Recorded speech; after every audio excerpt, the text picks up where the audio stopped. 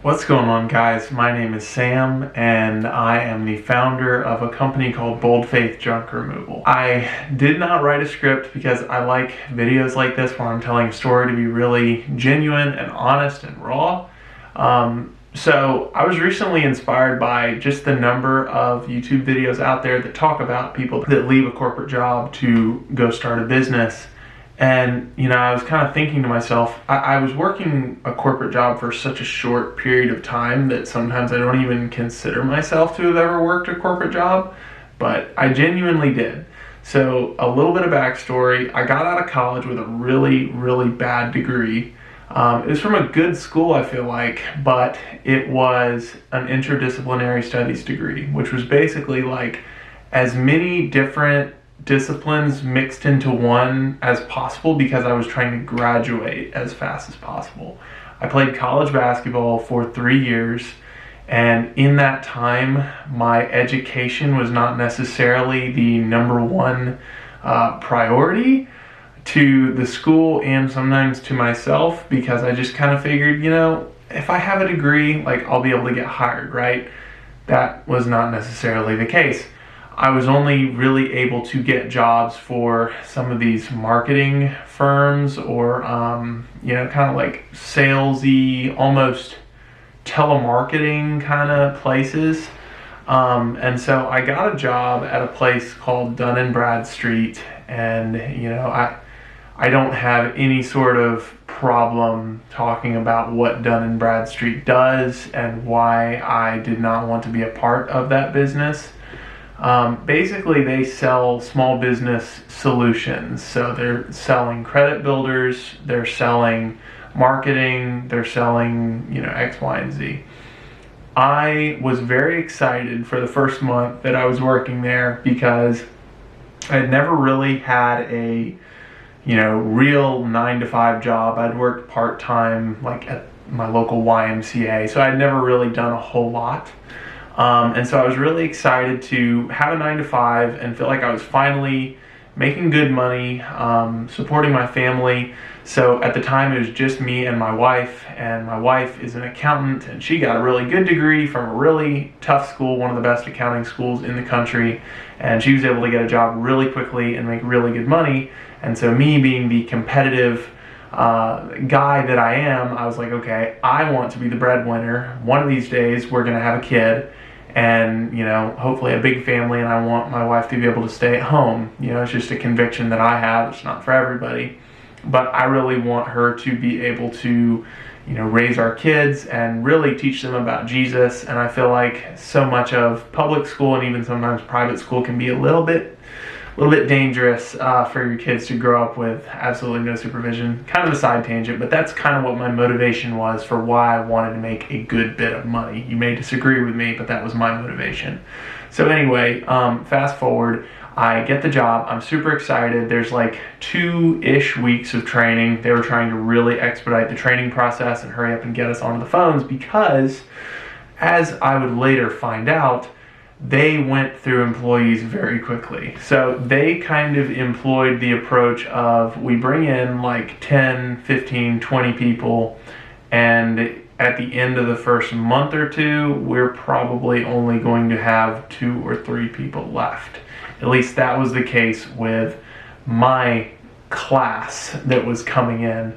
And I'll never forget how we all kind of dropped out like flies. It was really surreal to watch. I'd heard of things like that, but I never really thought that I was going to be a part of a sales company like that.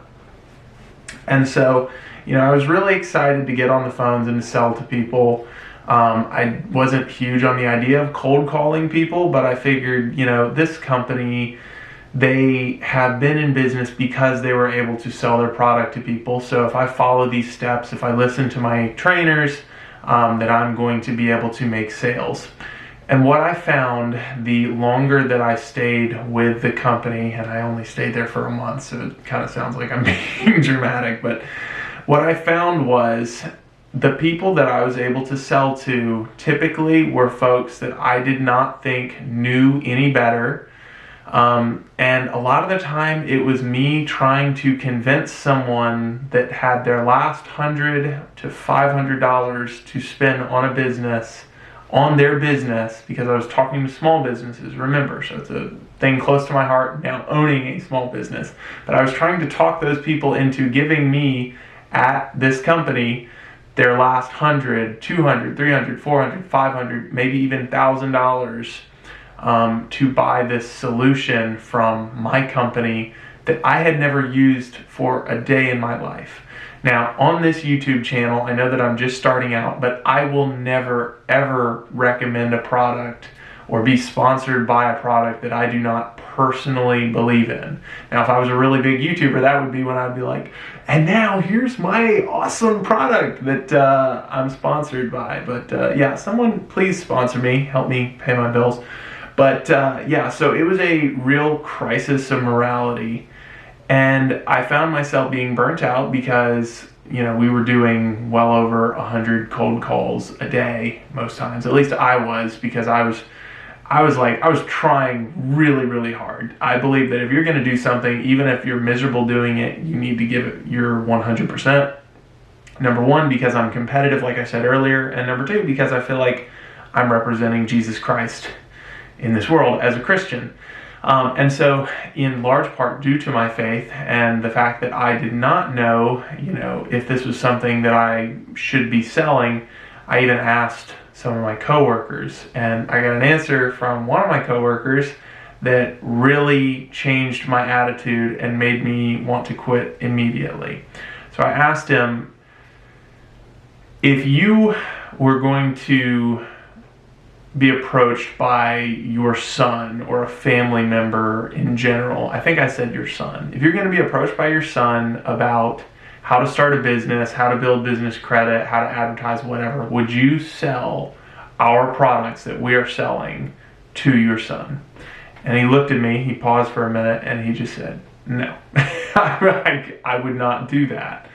And that was when I realized I can't sell these products. I might be old-fashioned, but if I do not believe in a product, I am not going to try to sell it to someone, let alone someone that cannot even really afford the product, and I'm trying to convince them to borderline wreck their entire company in order to take a risk on our solution. So fast forward a little bit, and it's right at the end of my time being a salesperson there. And I was on the phone with a guy, and he was an ex-college football player, so former athlete like myself, and so that really kind of resonated with me. And you know, we got to talking for a while. We talked probably way longer than we should have, because at a certain point during the call, it stopped being me trying to sell stuff to him and more just me kind of trying to figure out what he was doing, figure out something for myself to do in the future. And so he told me that he basically had started a dumpster rental company. And that was really interesting to me, because I was like, okay, picking up trash or, you know, doing junk removal, because he also did junk removal, and making money doing that seems really intriguing. And he said that literally all that you need to get started was a pickup truck, and that's what I did. I pretty much, maybe 2-3 days after asking my coworker about if he would sell things to a family member and him saying no, pretty soon after that, I went ahead and I quit, because, you know, without any other kind of job or other thing lined up, because I just, no matter what I did, I knew that I could not continue doing that. And so I quit, and I already had a pickup truck, so I decided, you know what, I'm going to see if I can advertise and get myself up and running this way. I actually went ahead and filed my LLC. I wanted to do it the right way. I made sure that I had a logo on the side of my truck, made sure that I had straps and some tools like some dollies, etc., to make sure that I could actually function a little bit as a business. And the first thing that I did, and if you're interested in learning more about this technique, I actually have a video all about some free ways that I find junk removal leads. But basically, I was messaging people on Facebook Marketplace, and I ended up landing a job removing a piano, guys, for $100, which I know is like, you know, there's a certain reputation that some guys that do junk removal get, because they're the guys that are like, yeah, I'll do it for $50. And I was basically that guy at the start, because I pretty much decided that in order to compete with the big guys, I was going to need to separate myself in some way. And so the two different ways that I decided to separate myself were in my faith, Bold Faith Junk Removal, and also in having incredibly low prices. So I got my first job removing a piano, and I ended up getting a review.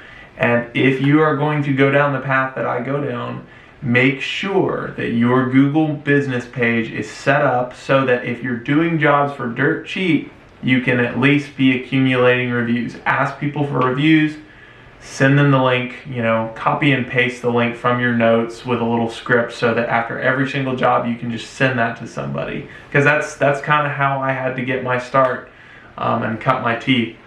And so, it was really difficult watching my wife work full-time and make a good living, and then myself, struggling to even get 1 to 2 jobs in a week. And so that was really hard on my pride. I had to really humble myself and just go out and hustle a whole lot. And I wanted to just, contribute this video because I think there's so much fatigue out there from the 9 to 5, even working on weekends, sales jobs, just corporate jobs in general, a lot of telemarketing, a lot of telesales, a lot of just stuff where you're kind of just hunched over a computer all day. And I think that a lot of people feel very desperate to get out of that situation. And so, a lot of people will get into something like junk removal, they'll get into lawn care, things that have kind of a low barrier of entry. And, it might sound like a great idea, but you have to be willing to really, really work for it. And I think that my limited time at this sales company, at this small business company, really gave me the motivation that I didn't want to do that again. I didn't want to go back to working for someone. Like, I don't know about you guys, but I have always had this immense anxiety around having someone in charge of me. Like, whether it was playing basketball, always just really, really fearing the coaches and being like, they could make me run like literally until I die. And I'm such a people pleaser, and I want so badly to do well, and I'm so competitive that I probably would just keep on running until my heart stopped. And that might be a really extreme example, but with work, I would be terrified that I would do a bad job and that I would get reamed out. I'm a people pleaser, man, and that's why I think I've done really well with my junk removal company too, is because I want my customers to be so thrilled with the job that I do for them. If you're out there and you are working a dead-end job, particularly if you're single, and I really wish that I had figured a lot more things out when I was still single, go ahead and make a leap. I watch a guy named Mike Andes a lot, and he had a video series one time where he basically decided he was going to live in North Carolina in an Airbnb for a while. And he was going to just try and get this new franchise off the ground in North Carolina.